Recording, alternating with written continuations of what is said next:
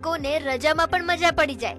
આ છે બોટાદના જનડા ગામની સરકારી શાળા, જ્યાં વેકેશનમાં પણ બાળકો સમયનો સદુપયોગ કરી કંઈક નવું શીખે તેવા ઉત્તમ વિચાર સાથે શાળાના આચાર્ય મનુભાઈ ગાબુ દ્વારા સતત બીજા વર્ષે રજામાં પણ મજાનું શિક્ષણ અભિયાનનું ફ્રીમાં આયોજન કરાયું છે.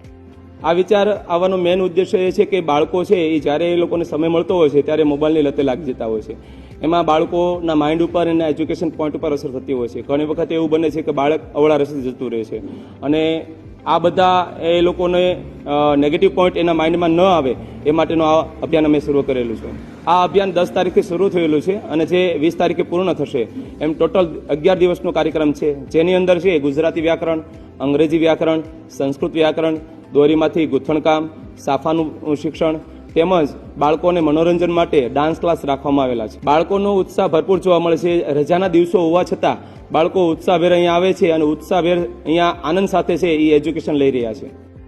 હાલ આ સેમિનારમાં 177 જેટલા વિદ્યાર્થીઓ આવી રહ્યા છે. અહીં બાળકોને સંસ્કૃત, ગુજરાતી, અંગ્રેજી વ્યાકરણ, ડાન્સ તેમજ બીજું ઘણું બધું શીખવવામાં આવી રહ્યું છે. હું ઓલા વર્ષે પણ આ રજામાં મજાના શિક્ષણમાં જોડાણી હતી, તેમાં મને ખૂબ જ આનંદ આવ્યો હતો. તે હેતુથી મને કંઈક શીખવાની લાગણી થઈ, તે માટે હું અહીંયા આવી હતી. અહીંયા અમને અંગ્રેજી વ્યાકરણ, સંસ્કૃત